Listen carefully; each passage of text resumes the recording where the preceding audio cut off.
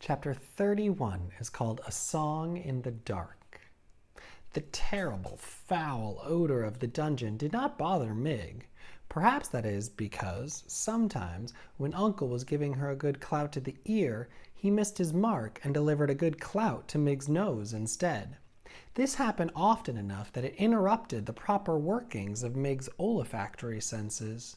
And so it was that the overwhelming stench of despair and hopelessness and evil was not at all discernible to her, and she went happily down the twisting and turning stairs. "Gore!" she shouted. "It's dark, ain't it?" "Yes, it is, Mig," she answered herself, "but if I was a princess, I would be so glittery like there wouldn't be a place in the world that was dark for me." At this point, Miggery broke into a little song that went something like this.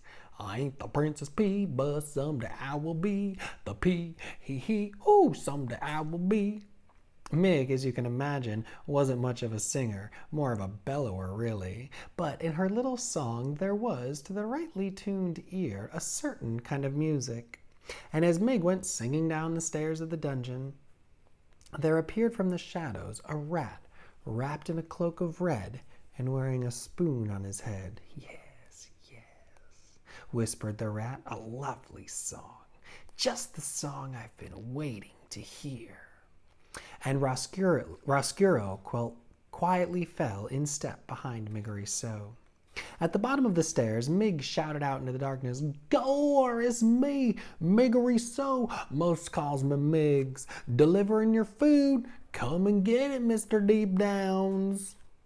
There was no response. The dungeon was quiet, but it was not quiet in a good way. It was quiet in an ominous way. It was quiet in the way of small, frightening sounds.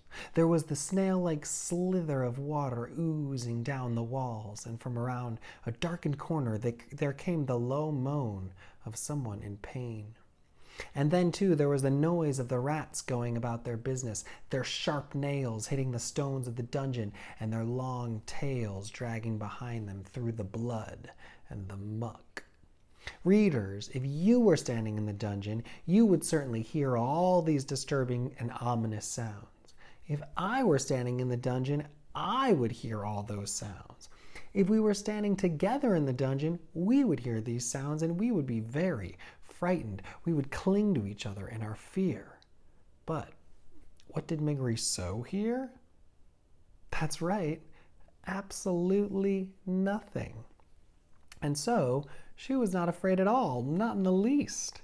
She held the tray up higher, and the candle shed its weak light on the towering pile of spoons and bowls and kettles. "Gore," said Mig.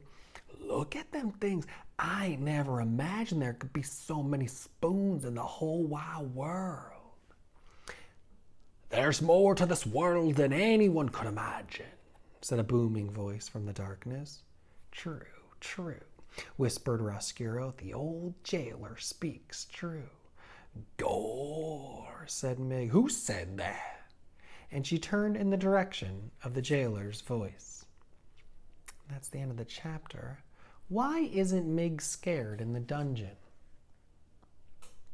It's just like we thought. She can't hear any of the scary sounds, and why can't she smell any of the bad smells? Because sometimes when she was getting a clout to her ear, her uncle missed and hit her nose. He did that so often that her nose doesn't work anymore. Oh my goodness, so Miggery is just down in the dungeon. And who heard her song and started following her? You're right, Roscuro. And I'm trying to remember, what does Roscuro want? He wants to get revenge on the princess. I wonder how he might use Miggery to do that. All right, let's keep going.